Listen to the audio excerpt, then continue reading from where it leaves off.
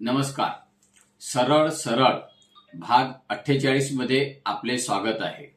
आपला आजचा विषय यूजीसी नियमांवर सर्वोच्च न्यायालयाचा ब्रेक असा आहे. तालीम अगर आजाद रहे तभी देश महान बनेगा.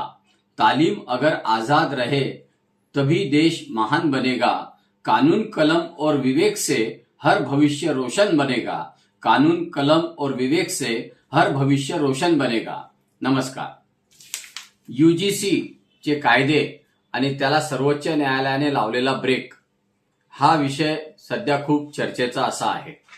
वास्तविक विद्यापीठ अनुदान आयोग म्हणजेच यूजीसी आणि हे भारतातील उच्च शिक्षणाचे नियामक मंडळ आहे. 13 जानेवारी रोजी यूजीसीने नवीन नियमावली जाहीर केली आणि उच्च शिक्षण संस्थांमधील जातीय तणाव, जातीय भेदभाव रोखण्यासाठी लागू करण्यात आलेल्या यूजीसीच्या समता नियमांना सर्वोच्च न्यायालयाने 29 जानेवारीला स्थगिती दिली.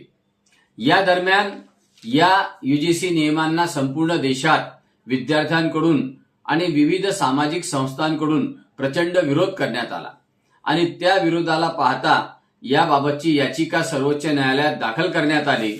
त्यानंतर ही स्थगिती मिळालेली आहे. वास्तविक या नियमामुळे जातीय मतभेद जे आहेत, जातीय भावना जी आहे ती वाढेल आणि जातीय भावनेच्या नंतर भेदभाव वाढेल आणि समता धोक्यात येईल असे निरीक्षण सुद्धा सर्वोच्च न्यायालयाने नोंदविले आहे. वास्तविक सदर नियमामुळे समाजावर घातक परिणाम होणार आहे असे न्यायालय सांगते. सोबतच याबाबत केंद्र सरकार आणि यूजीसीला त्यांनी नोटिसा बजावल्या आहेत.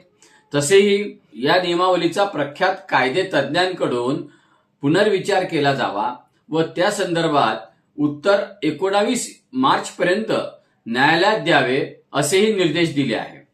वास्तविक विरोध आणि सर्वोच्च न्यायालयात मिळालेली स्थगिती आणि सर्वोच्च न्यायालयाने नोंदविलेले गंभीर निरीक्षण हे काय दर्शवते? घाईघाईने नियम बनविण्याची यूजीसीला गरज होती का, असाही प्रश्न या ठिकाणी उपस्थित होतो.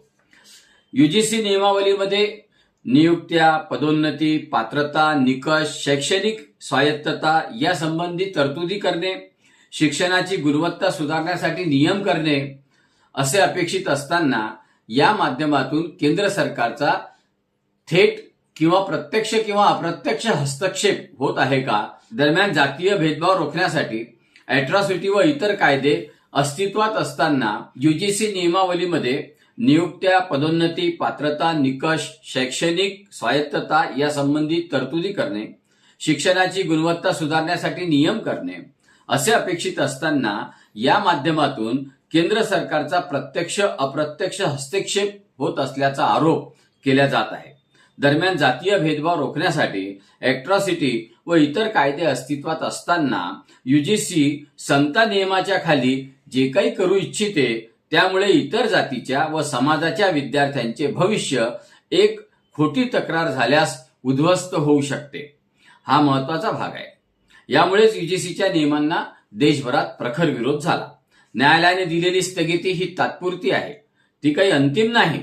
सर्व संबंधितांचे बाजूचे म्हणणे ऐकून घेण्याची न्यायालयाची भूमिका लोकशाही मूल्यांसाठी योग्य अशी आहे असे म्हणता येईल.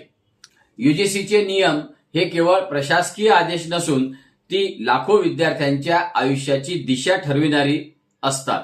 म्हणूनच कोणतेही नियम करताना भावनिक प्रतिक्रिया, राजकीय दबाव किंवा प्रतिकात्मक निर्णय टाळले गेले पाहिजेत. समता ही संविधानाची आत्मा आहे, मात्र तिची अंमलबजावणी भीती निर्माण करणारी ठरू नये. शिक्षक विद्यार्थी नात्यात अविश्वासाची भिंत उभी राहिली तर ज्ञानाचा प्रवाहच अडथळलेला राहतो. या अनुषंगानेच न्यायालयाने दिलेली ही स्थगिती व्यवस्थेला आरसा दाखवणारी आहे. आधी संवाद, मग नियम आणि शेवटी अंमलबजावणी हीच लोकशाहीची खरी शिस्त आहे. अॅट्रॉसिटी कायद्याचा होणारा दुरुपयोग पाहता मागे न्यायालयाने त्यातील काही भाग शिथिल केला होता. मात्र मोदी सरकारने संसदेच्या सभागृहात त्यासंबंधी वेगळे नियम करून तो न्यायालयाला पाठविले आणि ते अधिक कठोर करण्यात आला. त्यामुळे अॅट्रॉसिटीच्या कायद्यातील जाचक कायम राहिल्या. शिक्षण क्षेत्रात तळागाळातील वास्तव लक्षात न घेता यूजीसीच्या माध्यमातून तोच खेळ हे सरकार करू इच्छिते. म्हणजेच जखमेपेक्षा उपचारच अधिक गंभीर असे म्हणावे लागेल. शिक्षण व्यवस्था ही समाजाला जोडणारी असते, तोडणारी नव्हे.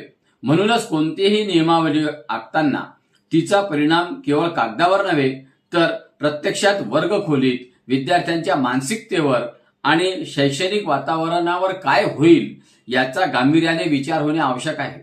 भीती, संशय आणि तक्रारीच्या छायेत शिक्षण फुलू शकत नाही. समता हवीच, पण विश्वासावर उभी असली पाहिजे, दबावावर नव्हे. अन्यथा शिक्षण हे प्रगतीचे साधन न होता संघर्षाचे रणांगण बनण्याची भीती नाकारता येत नाही.